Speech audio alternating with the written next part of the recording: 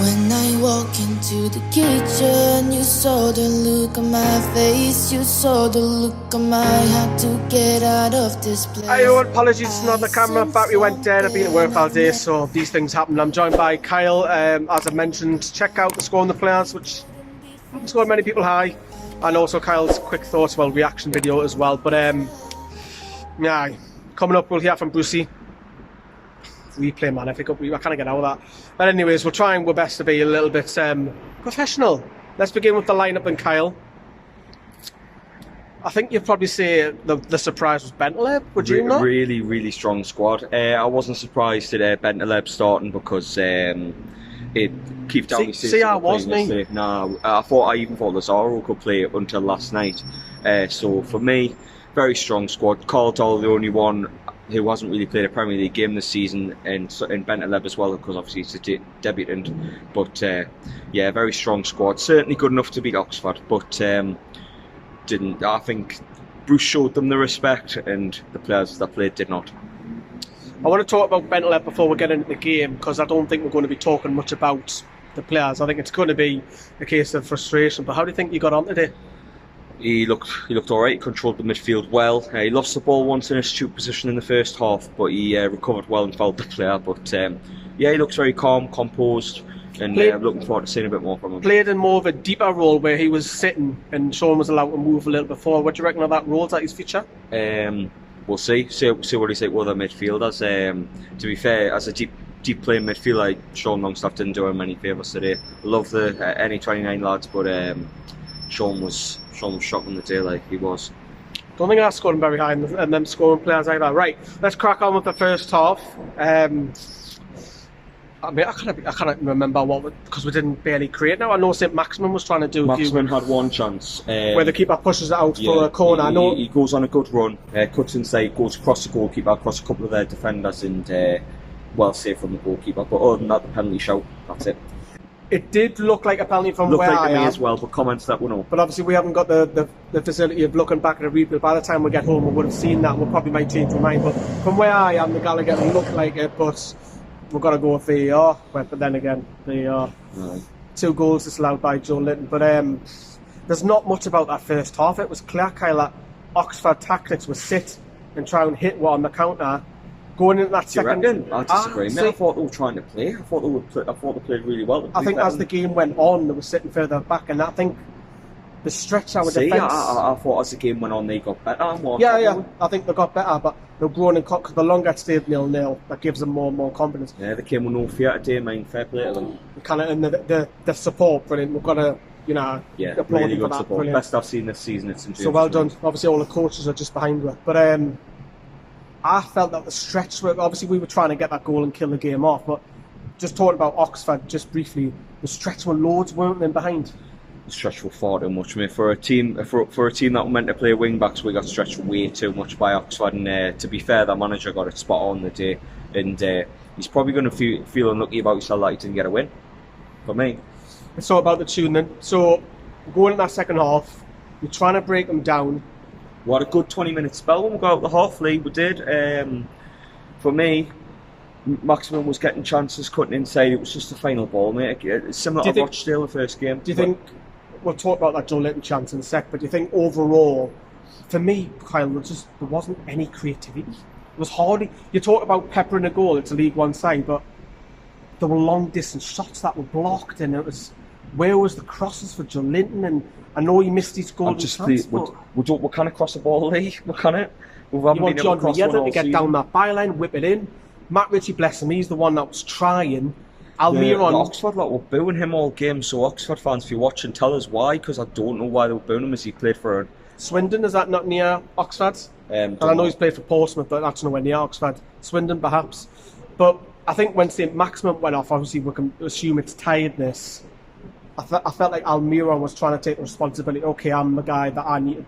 I think his game went up a little small notch, but every time he broke with the ball, he got fouled, didn't he? So that's what you're going to get against a physical lower division side. They're not going to let you have chances like that. They were taking. We'll take the fouls. Well, no, we'll talk about that now. There was 3 or 4 where Almiron was running a goal, and they just thought, you know what? And it's something that probably we're not guilty of. Is just take them out. take your man out because you know take a card. It's better to take a card than take a goal now. Or take an and L. they've done it 2 or 3. Obviously, we're pissed off because you know we would have been there on goal, but we play like that. We play like Oxford to sit and try and hit, and yes, it's frustrating because we have to break that team down. But the golden chance is falling to Joe Linton, where the cross comes in, Richie heads it back and he blazes it over Nelly from hits you. Nelly hits me in the Gallagher. He's got to hit the back of the net, or at least try and work the keeper. Yeah, but to be fair, he took his 2 offside goals well. And as we know from Sheffield United earlier in the season away, you've got, even if they put the flag up, the VAR can still go against that. So he took them well, but this major chance, hard to control. I will add hard to control and get on goal, but yeah, he should be trying. He should have took a touch for me. Didn't he lash at it as quickly as he did?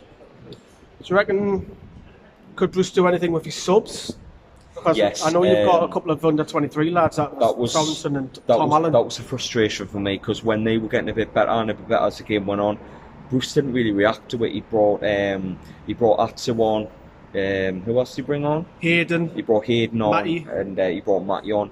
Matty straight away changed the game. So bit of business. He pushed out wide, but he still give a lot more to the midfield than I think his brother did today.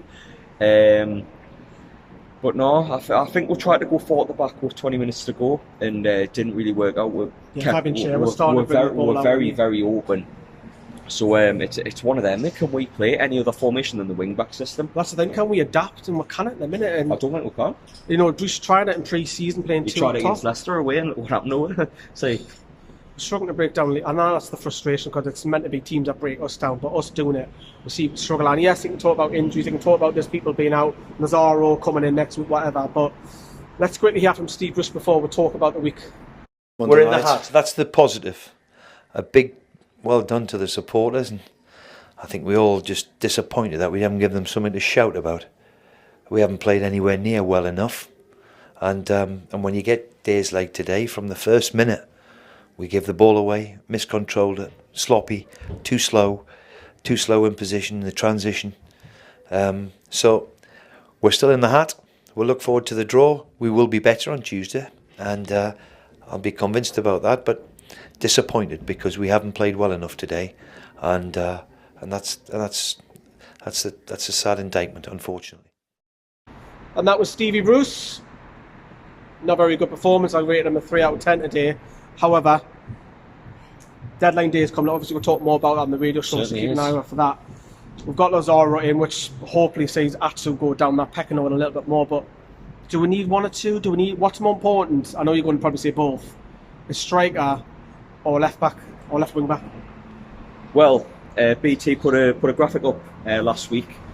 12 goals came from defenders, 5 or 6 from midfield, 1 from the striker. Answer. Because we do have Matt Ritchie there, and you could possibly stick maybe Clark, perhaps, maybe Lazaro could. If you offered us one of them, I'd take a striker because we need one more. Because obviously, strikers are meant to score goals and 1 all season from all of them combined. I'm not just sticking out Jordan, but yeah, we need a striker desperately, but preferably both. Because I think Danny Rose is there, although he does cause a bit of controversy. Because in my video I mentioned him, and some were saying he's got a bad attitude problem. Some were saying he's a northern lad, though. He's a lead boy, isn't he? Personally, for me, I think once motivated, once given first team football, he's a consistent, good left back, and I think in a left wing back position, be able to push forward and cause a bit of problem and be good competition for Matt Ritchie as well. In fact, he's better than Matt Ritchie. I mean, I do love Matt Ritchie, but I think if you were to bring in Danny Rose, he's technically a better full back than Ritchie is, because Ritchie's more of a winger, isn't he, playing in that position. Obviously, more on the radio show tomorrow, so do tune in at 6 p.m. We'll bring you a deadline day video obviously throughout a Friday night, isn't it? But Norwich next week, you've got to look at it and think we're all right with 7 points, but that replay, man, you just didn't want that, man, in the middle of nowhere. And one of the, no disrespect to Oxford fan because his fans are brilliant, but you're going to be playing in front of the car park. It could have been a Premier League team playing today. I don't want to go travelling on a Tuesday, Wednesday night. It's 4-hour drive. A bit of a nightmare. But Paul, you can drive that one. I mean, anyone can drive it as long as I'm not driving. I'll have to edit though. Well, I'm definitely not. I'm not doing the an 8-hour stint overnight. No way, there and back. Right. Okay, then. So let us know. Obviously, that was Kyle's thoughts. Go back, check the videos out. Like I say, radio show tomorrow as well. We're going to leave St James Park. Probably Pretty miserable. Miserable. Give us one word to describe that. Would it be miserable? Would it? Shit. Okay, I'll put some stars over that. Frustration for me. And everyone, have a good weekend. Bye bye.